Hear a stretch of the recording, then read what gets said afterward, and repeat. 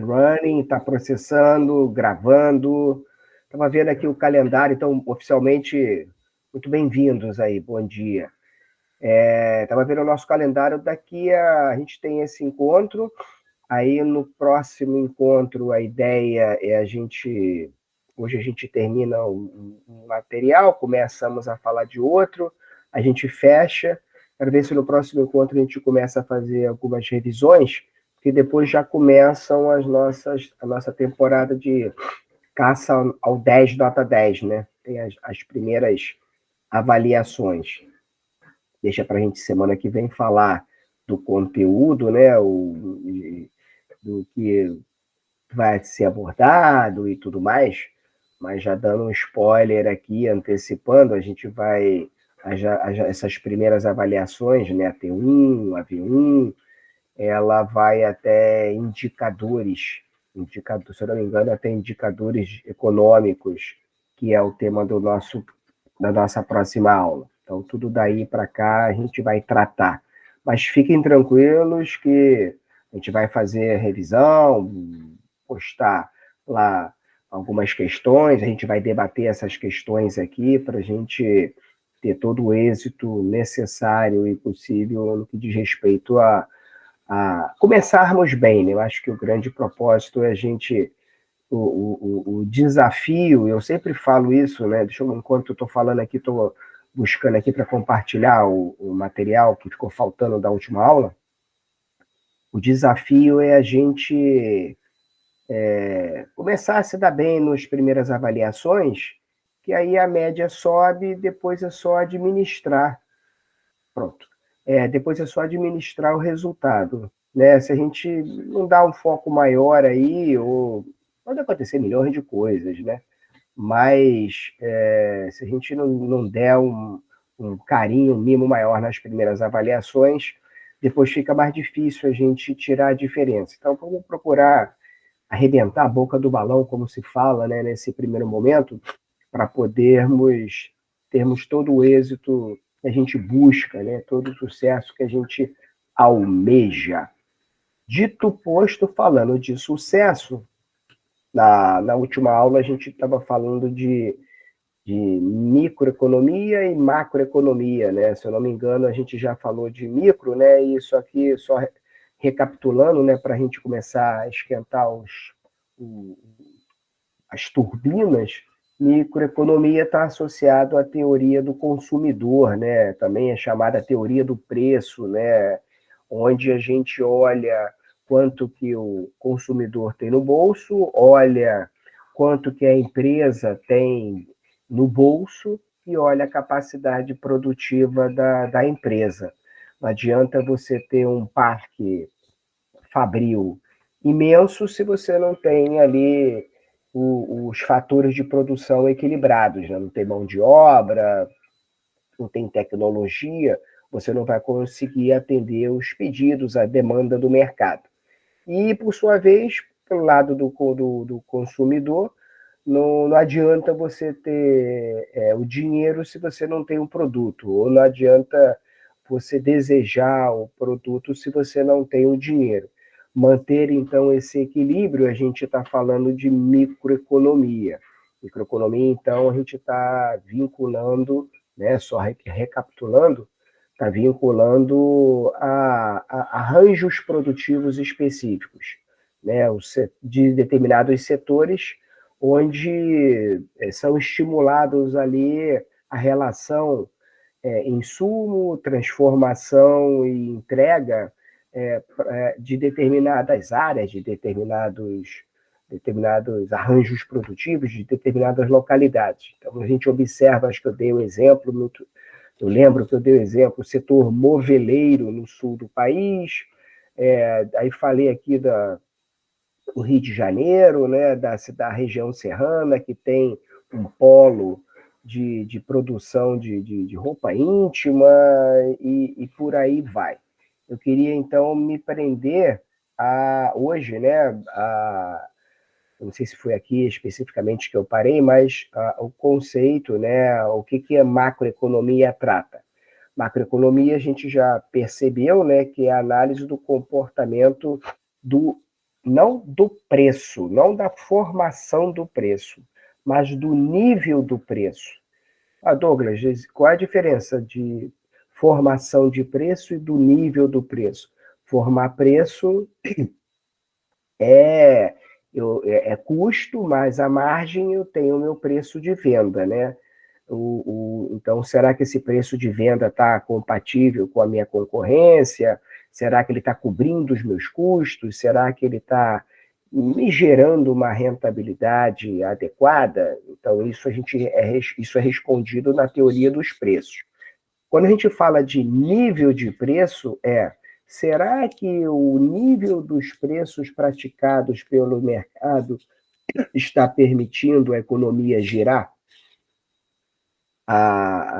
Os tributos serem arrecadados, né? Existe um grau de moeda, um quantitativo de moeda suficiente em circulação para permitir que o mercado consuma o que está sendo ofertado.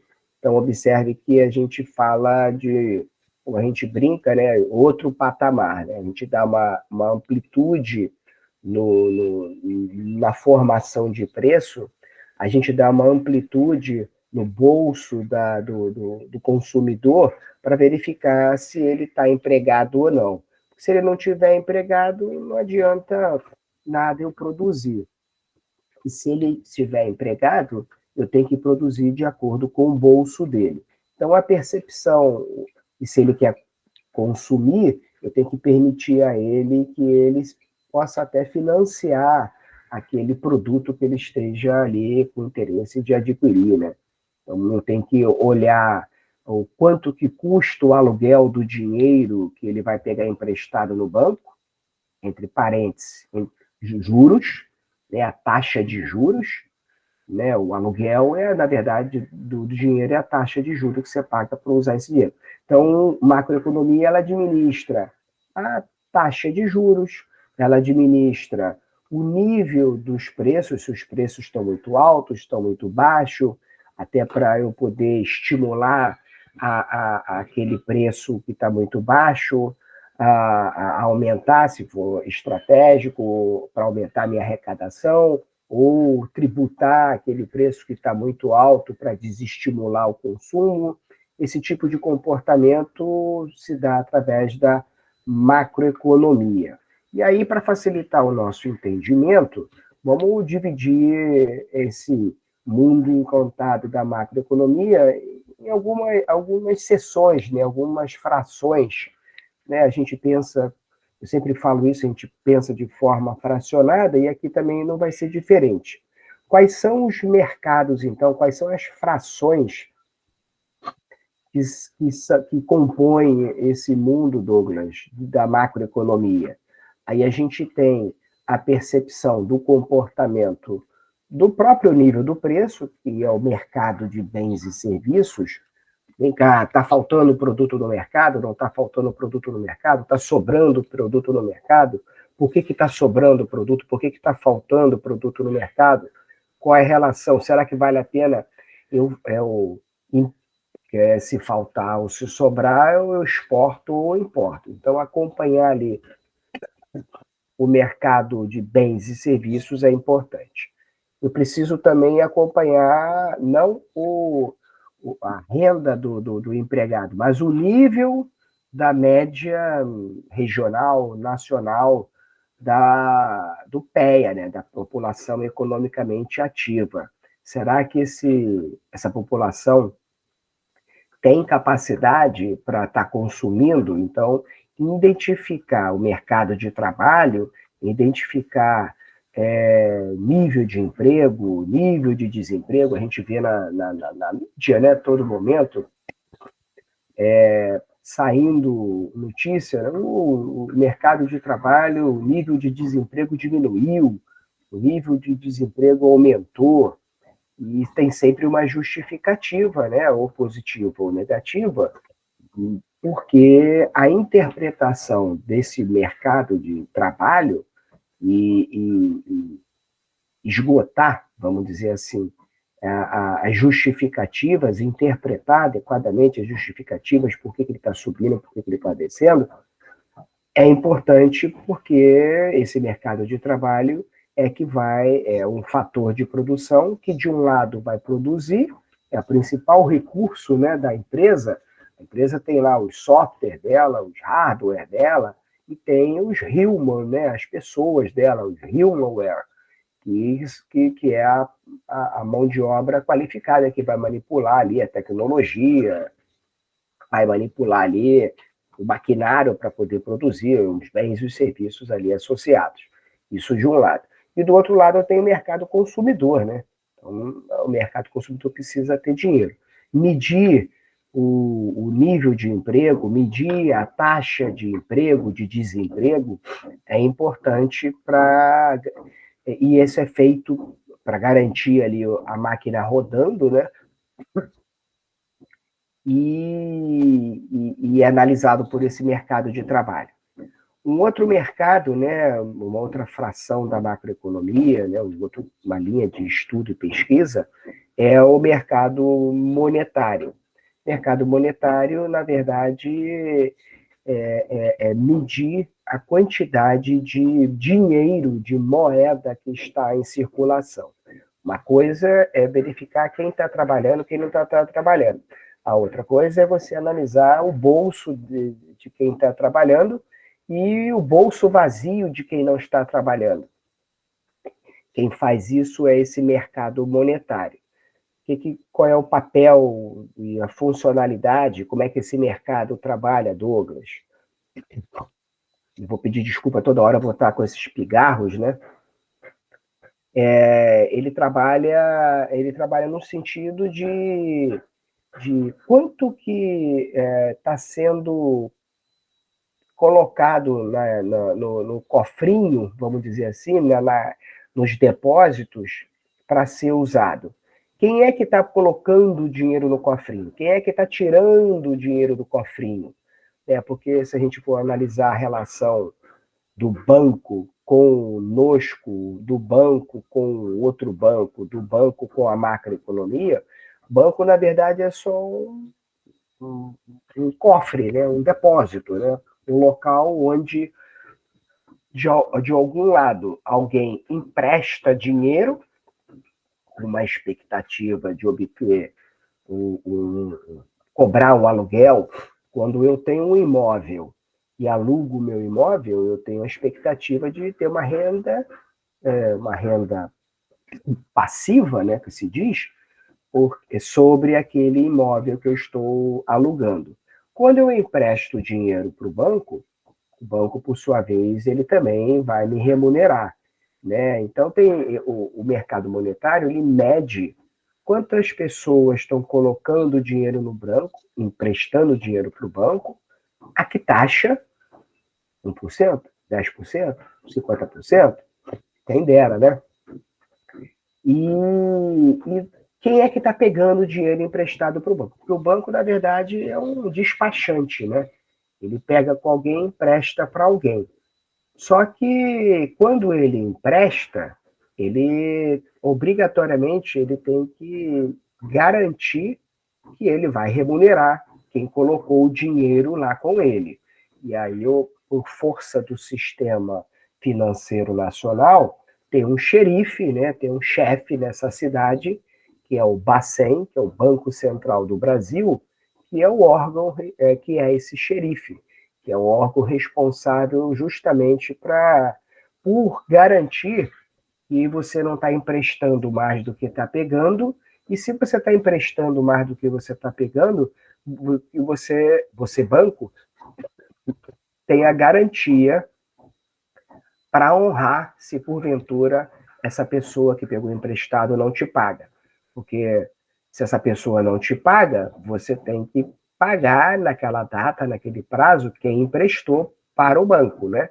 Então, o banco tem que colocar um depósito em garantia num cofre maior, que é o Banco Central do Brasil, para justamente garantir o equilíbrio dessas relações. Quem fica medindo o nível de dinheiro depositado, o nível de dinheiro emprestado, a taxa de juros, isso é o mercado monetário.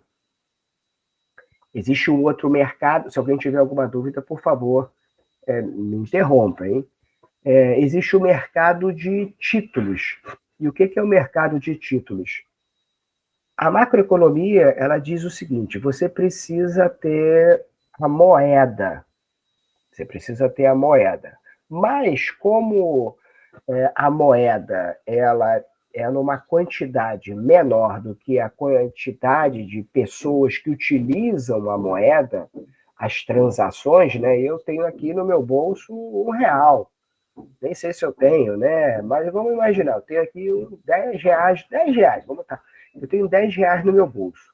Mas na hora que eu for comprar um remédio, né? Remédio não, né? Eu não vou falar de doença, não, né? Na hora que eu for comprar uma água, a água vai ser, sei lá, R$ 15. E aí eu só tenho R$ 10 no meu bolso, a água é R$ 15, eu vou passar o cartão. Posso nem passar o Pix, que eu não tenho dinheiro no banco. Então, eu vou passar o cartão para pagar daqui a 30 dias esse cartão. Ora, de R$ 10 para R$ 15, tem R$ 5 aí que não existem. Hoje, agora, nesse momento. Concorda comigo? A água é R$ 15, eu estou em R$ 10. Então, quem me vendeu a água está aceitando, dizendo que daqui a 30 dias, por exemplo, eu vou pagar R$ 15. Mas hoje, esses R$ 5 não existem. Esses R$ 5, na verdade, que não existem, é gerido, acompanhado, ministrado, monitorado pelo mercado de título. É um dinheiro, eu gosto de usar a palavra fictício, né? Mas é um dinheiro que é em títulos, em papéis, não é a moeda. Esse mercado, então, ele existe. Então quer dizer que eu posso sair, então, emitindo um monte de título, eu posso sair me endividando, comprando um monte de água? Pode, desde que quando vença o cartão, desde quando vença esse título, você tenha a capacidade de pagar, senão você vai pagar juros, multa, blá, blá, blá, blá, blá. Aí você entra no mercado monetário, né? Mas o título, então, é o Banco Central, mais uma vez, monitorando quanto que eu posso comprar de dinheiro fictício, quantas águas eu posso comprar de dinheiro fictício que não existe.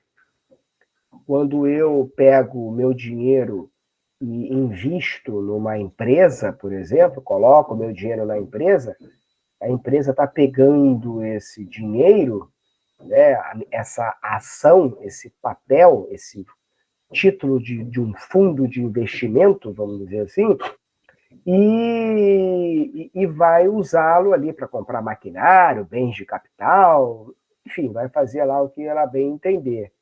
E eu tenho a expectativa que daqui a 1 ano, 2 anos, ela vai me devolver esse dinheiro com o aluguel, né? Então, quando eu compro as ações dessa empresa, eu não estou comprando um pedaço da máquina, não estou comprando um parafuso da máquina, eu estou comprando um título, um papel, literalmente, que não é moeda, é um papel, que eu vou botar no meu bolso e daqui a 1 ano eu vou apresentar esse papel no banco e o banco vai trocar esse papel por cédula, né, por moeda, se assim eu quiser. Então, o mercado de título, ele controla, né, o nível de papel que não é moeda que está em circulação. Porque eu não pode haver, eu não posso comprar muita água, muitos R$ 5 fictícios, né? Porque depois eu não vou ter capacidade de pagar, e o mercado me estimula a beber água, né? A água faz bem à saúde. Então, se você não tem dinheiro para comprar água, compre ali a água de R$ 15 e pague depois ali os R$ 5. Ele fica, de diferença, né, dos R$ 10 que você tem no bolso. Então, ele fica ali monitorando essa questão.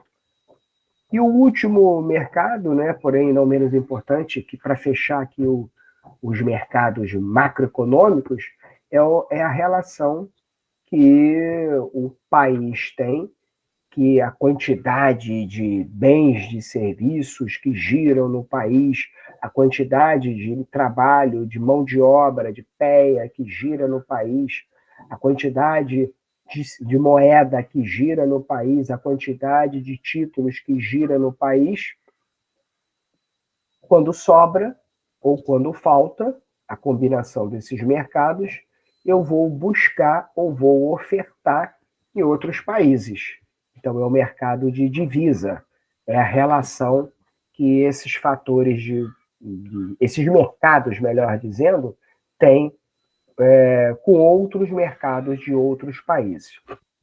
Se eu produzo muito, vendo muito, você consome muito, sobra muito dinheiro no meu bolso, sobra muito dinheiro no seu bolso, você está feliz, eu estou feliz, eu estou empregando, eu estou consumindo, eu estou aplicando o meu dinheiro no mercado de títulos e mesmo assim ainda sobra grana. Eu vou lá, remeto essa grana para o exterior, adquirindo mais produtos para cada vez rentabilizar, ganhar mais dinheiro. Ou vendo minha produção, já que o mercado aqui de repente está no limite dele, saturado, a gente vende a produção lá de tomate, seja lá o que for, para o exterior. E aí o pagamento vai se dar em moeda lá desse país do exterior. É feita a conversão, né, o câmbio dessa moeda, e esse câmbio, quem controla, quem monitora, é o mercado de divisa. Mais uma vez, representado pelo xerife da macroeconomia, que é o Banco Central do Brasil. A gente vê na mídia, né, nas notícias, muitas das vezes o próprio governo, né, o governo aqui, a União, né, principalmente o governo federal, que é o governo que regula, controla, monitora o mercado macroeconômico, brigando, né, a gente vê o presidente da República está questionando o presidente do Banco Central, as decisões do Banco Central, né? A gente não escuta isso, ou está a favor, ou está contra, o que acontece nessa relação? Pelo Banco Central ser o gestor do dinheiro, ser o gestor da quantidade de moeda, ele precisa de uma independência. Então ele é como se fosse um quarto poder, né?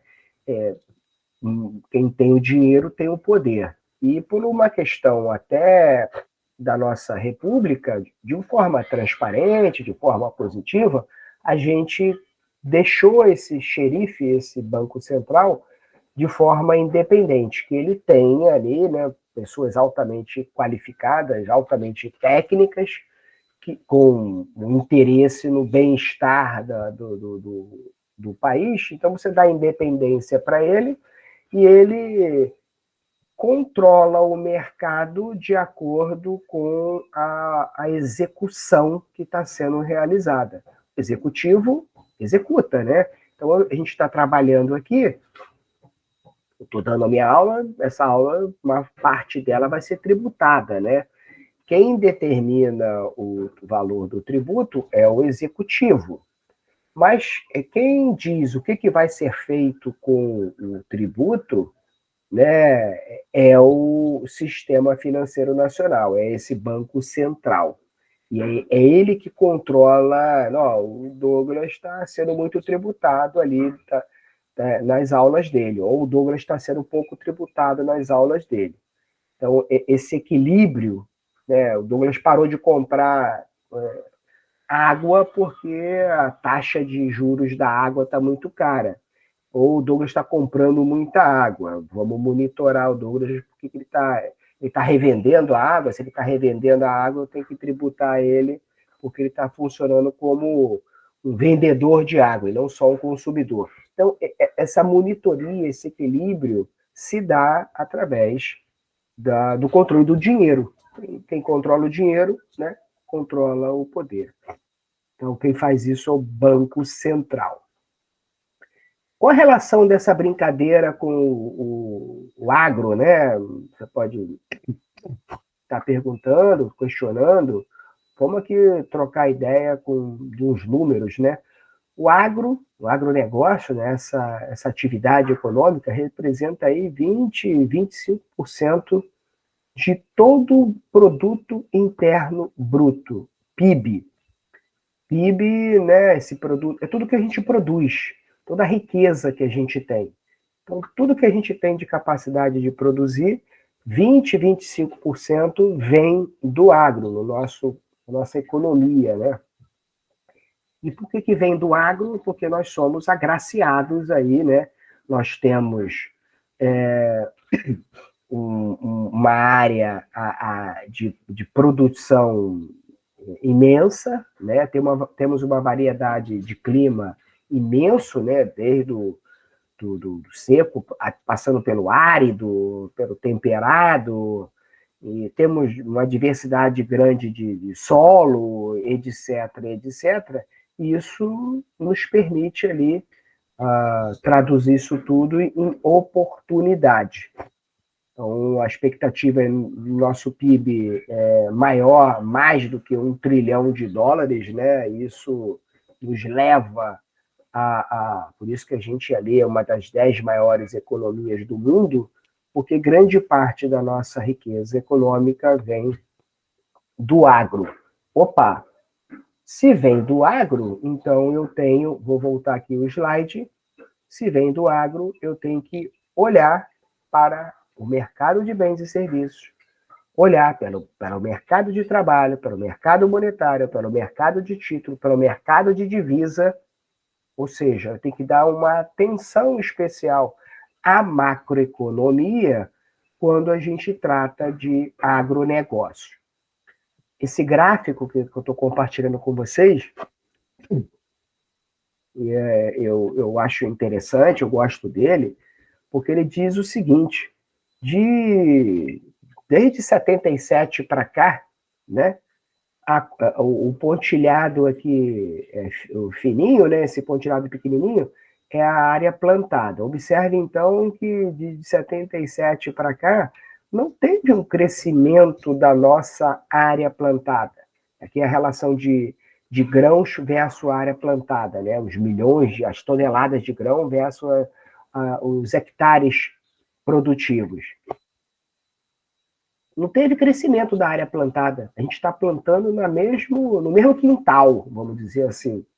Porém, contudo, todavia, tem um crescimento aqui, o gráfico é boca de jacaré. Está aumentando, está abrindo. Ele mostra para a gente que teve um exponencial aumento da produção. Por que será? Eu queria escutar vocês. A gente está usando a mesma terra e está aumentando a produção. Por que isso está acontecendo, né? Isso é fruto de quê?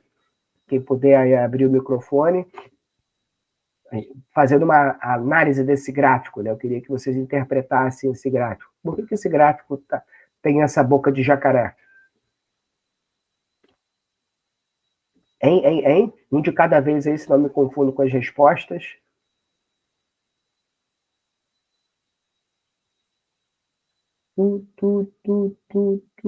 Caiu a ligação. Eu vou perguntar de novo aí, que acho que caiu a ligação. Por que eu estou lendo na tela com esse gráfico, né? Estou aumentando a minha produção usando o mesmo espaço. Então, o que a gente pode concluir? Por que isso está acontecendo, né? O que provavelmente está acontecendo aí que está fazendo com que eu esteja aumentando minha produção, mantendo os mesmos hectares produtivos? Porque houve rendimento? Rendimento, obrigado pela participação, mas me ajuda, evolua. Rendimento de quê? O que você quer dizer com rendimento? A produção de grãos aumentou sem precisar que a área plantada aumentasse, porque houve investimentos ou Perfeito, perfeito. condições climáticas favoráveis. Perfeito, obrigado. É exatamente isso. Exatamente isso. Investimento é a palavrinha mágica. Não, excelente, é exatamente isso.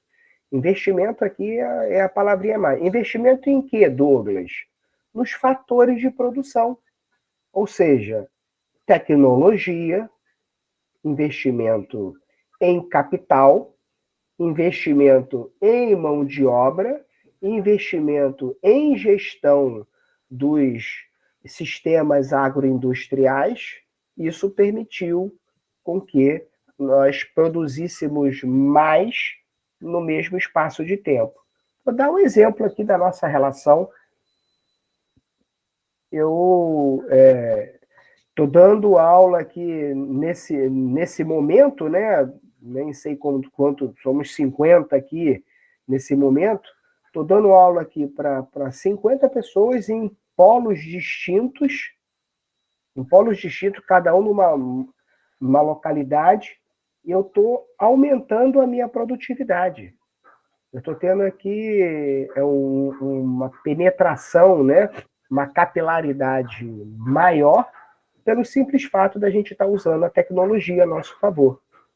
Imagine se eu tivesse no polo de Recife, no polo de Minas, no polo da região centro-oeste. Nesse momento, nessa aula, teríamos que ser 5, 6 professores, sei lá quantos professores, dando o mesmo tema, aumentando o custo, etc, etc, etc. Então, com o uso da tecnologia, eu estou no mesmo espaço, aumentando a minha produtividade. É exatamente isso. A palavra mágica é investimento. E olha como é que os números são assustadores, né, quando a gente fala de investimento, qual a importância do nosso país, e a gente não dimensiona isso. Eu trago isso aqui para o nosso debate, porque o que está escrito na tela, né, é oportunidade. Mas eu não estou lendo isso na tela, Douglas. O que você está lendo em 2013, o total de exportações foi de 90 bilhões.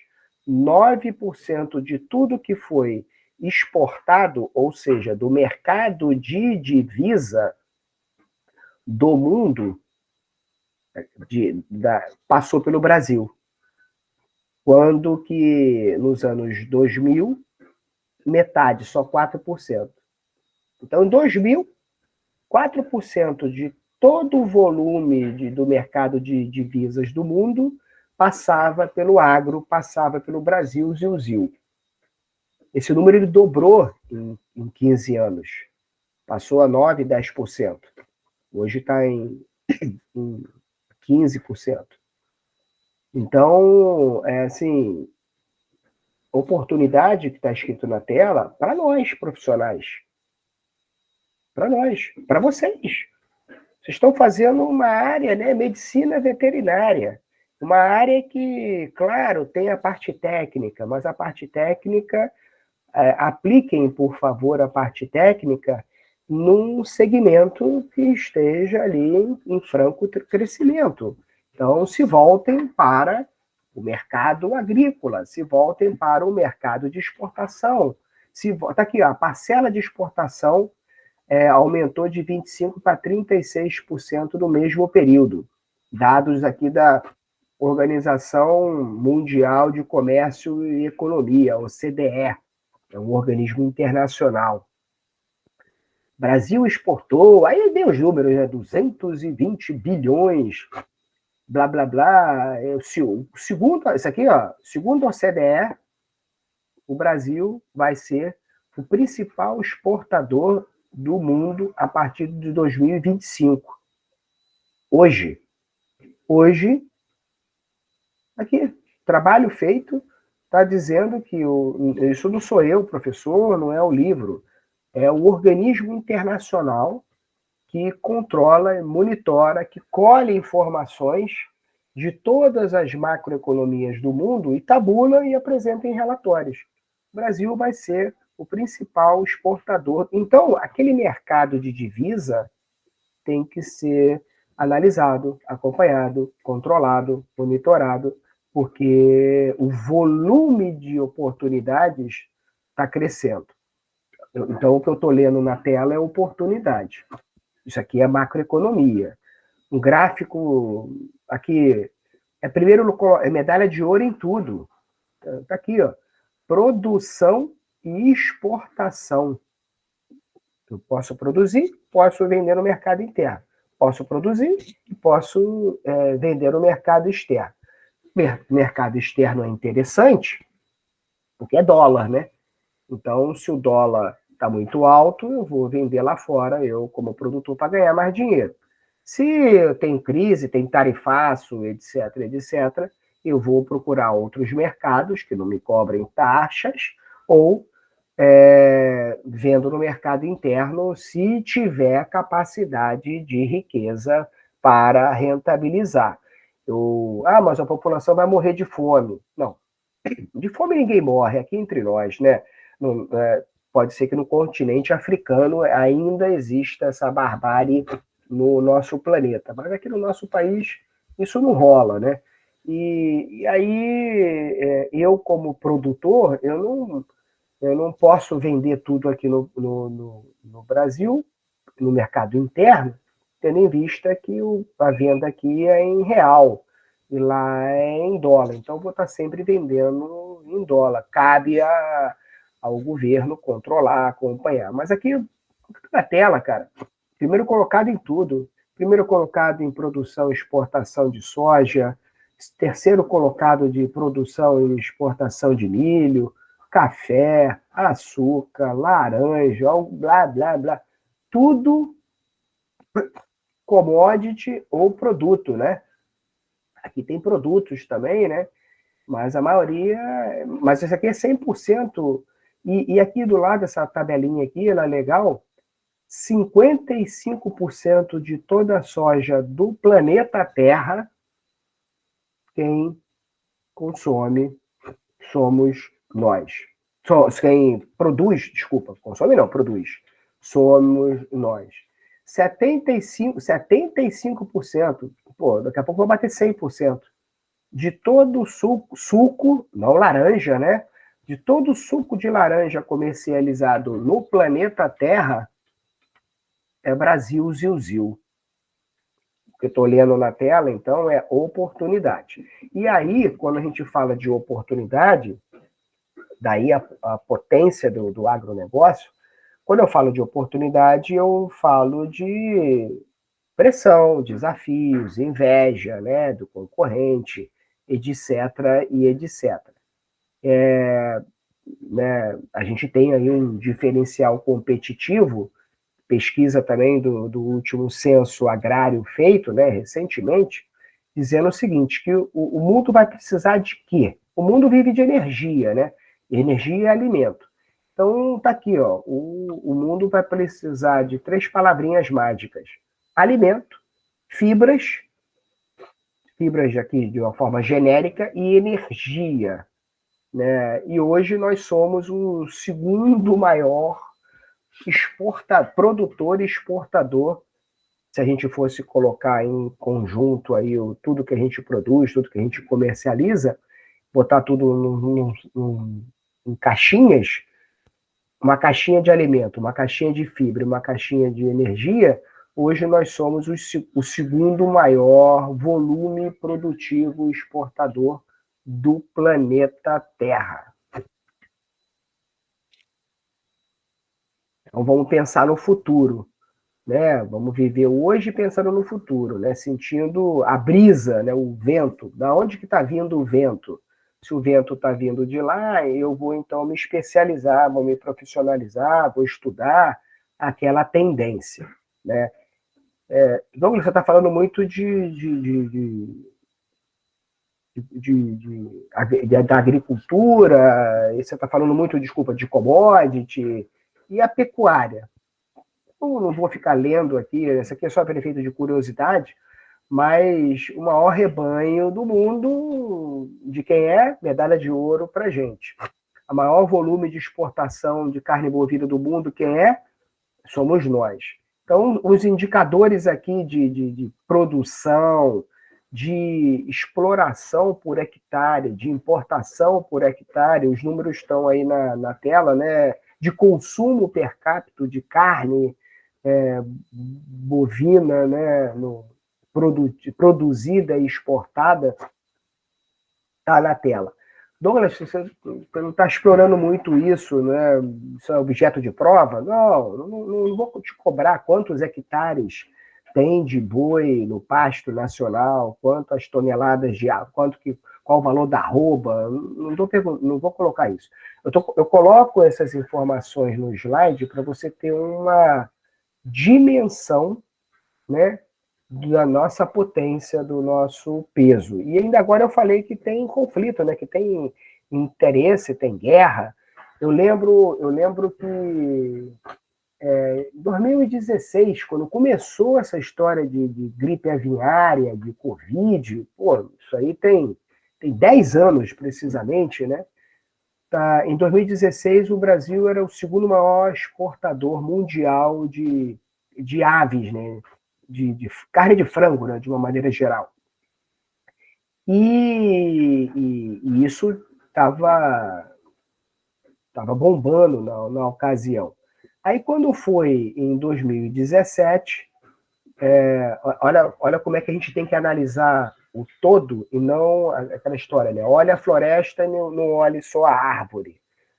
O Brasil vinha em 2016 sendo o maior exportador de carne de frango do mundo, e quando foi nessa época, a China, na ocasião, ela detectou o coronavírus, não sei se vocês vão lembrar, uma série de reportagens, na carne de frango nacional. Aí parou a importação, né, das carnes de frango dos frigoríficos nacionais, porque o Brasil que estava levando o coronavírus para a China, detectado.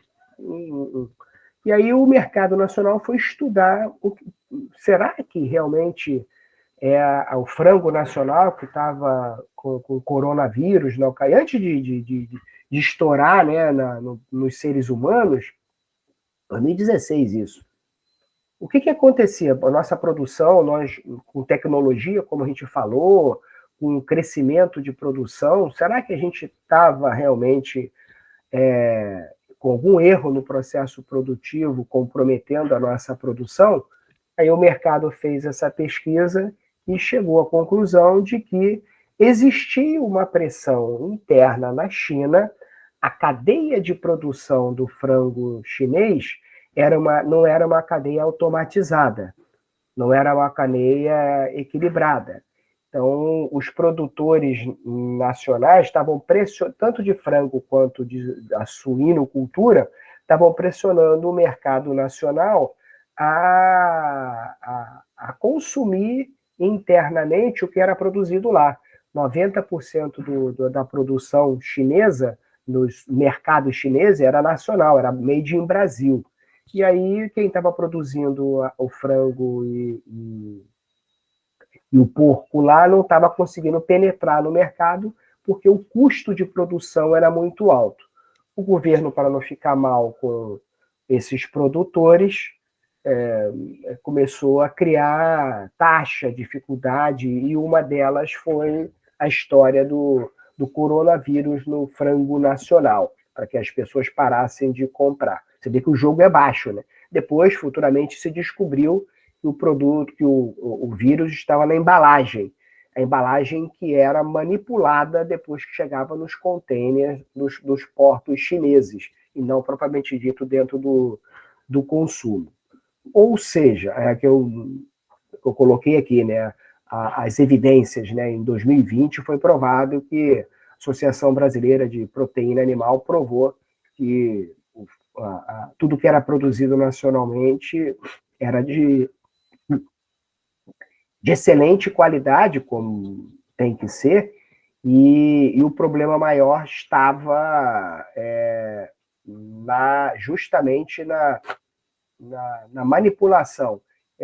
Eu trouxe esse caso para vocês para deixar claro que a guerra é insana, né? É uma guerra de poder, é uma guerra ali de interesse que cabe ao mercado monitorar, acompanhar, medir, para que qualquer alteração nos gráficos chame atenção e seja objeto de estudo, de pesquisa.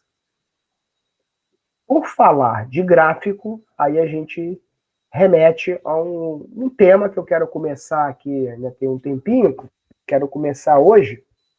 Esse material já está disponível também lá, aberto para vocês, que é medição. Eu preciso medir, né? Eu preciso medir quanto que eu estou produzindo, eu preciso medir quanto que eu tenho de dinheiro, eu preciso medir quanto que eu estou consumindo, eu preciso medir quanto que eu estou sendo remunerado no banco, eu consumidor, eu empresa, eu capital, né? Os elementos que compõem aí as teorias macroeconômicas. E como é que a gente mede isso? Através de indicadores. Então, um tema que eu quero trazer para vocês é a importância de não só ver os números, né, de frango produzido, de boi abatido, de café plantado, de hectares, isso é tudo lindo e maravilhoso. Mas isso consequência, né, da microeconomia lá, do processo de relacionamento com o antes da porteira, dentro da porteira, fora da porteira, como a gente já falou, mas eu preciso medir isso tudo. E como é que eu meço, né, para verificar se eu estou no caminho certo ou não, através de indicador. O que é indicador, Douglas? Aí aqui é um conceito teórico, né, sobre indicador, é uma medida, uma ordem. Pode ser quantitativa, din-din, número, ou qualitativa, de qualidade, dotada de um significado particular, ou seja, associado a alguma coisa, e utilizado para organizar, captar informações, objeto da análise, para quê? Para tomada de decisão. Para tomada de decisão. Eu faço uma analogia aqui, vamos pensar no final de semana, né, o final de semana. Apesar de ter sido, pelo menos aqui na minha região, meio chuvoso, né, mas vamos pensar naquele final de semana de sol maravilhoso, né, legal, e a gente pega o nosso carro e vai para a praia, ou vai para a serra, quem gosta de serra, quem vai para o campo, quem gosta de campo, não importa. Quando você pega o teu carro e sai do ponto A e vai ao ponto B, no meio da estrada existem várias placas, né? Acelera, freia, 80 km, 100 km, lombada, não é? Por que existem essas placas? Essas placas existem para garantir, assegurar, de que você saiu do ponto A, vai chegar ao ponto B em segurança, seguindo aquela rota que ali está especificada, né? Quase que eu erro aqui na palavra. Várias placas, essas placas são indicadores, medidas dotadas de significado particular, ou seja, cada uma tem um objetivo, ó, cuidado, curva direita, cuidado, curva esquerda. Com um objetivo que compõe o objeto da observação, ou seja, você olha e, caramba, tem uma curva direita ali na frente, você diminui. E tem uma curva esquerda, você diminui. E vou acelerar, e vou frear. Recurso metodológico que informa sobre a evolução do aspecto observado. Falta pouco para você chegar. Você chegou ao seu destino. Isso é indicador. No nosso caso aqui, a gente precisa, então, medir o comportamento dos fatores de produção manipulados, utilizados dentro da microeconomia, dentro da macroeconomia, dentro das cadeias produtivas, né, a qual se propõe ali incorrer na produção de um bem ou de um serviço. Então, a gente precisa ter placas econômicas, né? Fazendo aqui uma analogia com a estrada. A gente precisa ter indicadores econômicos. Existem vários indicadores, né? Vários termômetros que a gente tem para medir, né, o comportamento da economia, né, dentro de uma área, de um espaço, de uma empresa, de um segmento. Vou trazer aqui para vocês os principais, esse tema traz para a gente assim, os principais, para a gente tê-los e, meus queridos, assim, independentemente da área que a gente for atuar, da empresa que a gente for trabalhar, esses indicadores medem o comportamento da relação. Será que o que eu estou investindo está voltando? Será que investindo no bem de capital, a máquina está trabalhando o suficiente para produzir a camisa, a quantidade de camisas que eu vou estar colocando no mercado, por exemplo? Então, os indicadores econômicos, eles medem isso. Ferramenta para tomada de decisão. Blá, blá, blá, blá, blá. Eu preciso do número. Eu preciso do gráfico. Que aí eu olho o gráfico, eu fiz a pergunta ainda agora, a colega me respondeu correto, não, tecnologia, tá, investimento, né? Foi o que ela respondeu. Porque ela viu o gráfico. O gráfico é um indicador. O gráfico foi um indicador, produzido ali, compilando uma série de informações. E hoje em dia, esses indicadores, eles estão cada vez mais presentes no nosso mundo, né? Porque a inteligência artificial, ela veio justamente para facilitar a produção gráfica, de forma a se tomar a decisão de um jeito mais rápido, mais eficaz, mais eficiente, né? Então, você fazer mais certo mais vezes é o que a economia busca como um todo. Aqui eu quero apresentar, então, para vocês os principais indicadores econômicos. Então, a gente tem indicadores econômicos, a gente tem indicadores financeiros. Indicadores financeiros estão associados à rentabilidade do dinheiro. Isso é importante? Muito. Mas, no nosso caso aqui, o interesse são os indicadores econômicos. Eu preciso medir se a minha capacidade de produção de riqueza ela está adequada ou não está adequada. Se eu tenho que fazer um retorno ou não, para ajustar a minha sintonia. Quando eu falo de ajustar a sintonia, é ajustar os fatores de produção. Trouxe aqui, ó, 1, 2, 3, 4, 5, 6. 6 indicadores importantes para a gente entendê-los, debatê-los. O PIB, Produto Interno Bruto, a taxa básica de juros, a Selic, né? O índice de preço ao consumidor AD amplo, né? O índice geral de preços, o IGP, e o índice nacional de preço. O índice nacional de preço, aqui é o amplo, aqui é menor, né? Uma quantidade mais abrangente, o INPC, e a variação do dólar, a taxa do dólar.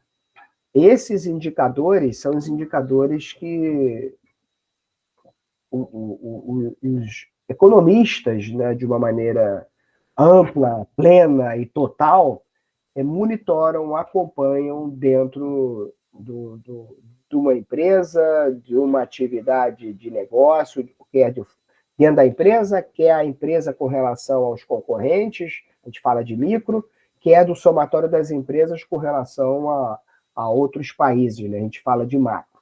Então, é isso que a gente vai estar abordando. Eu vou parar por aqui, até para abrir para dúvidas, curiosidades, ansiedade, e que eu quero explorar isso com tranquilidade, falar de um relatório muito legal, que é o Boletim Focus, né? Não sei se vocês já ouviram falar do Boletim Focus, que é um relatório, um documento produzido pelo xerife, Banco Central, dizendo para todo mundo se a fotografia dos indicadores está feia ou bonita. Então, eu quero trabalhar esse tema com tranquilidade, e a gente vai abordá-lo na nossa próxima aula. Dá uma lida nesse material, né, para a gente ir em chapa quente para a aula, né, e esclarecer aí qualquer tipo de questão.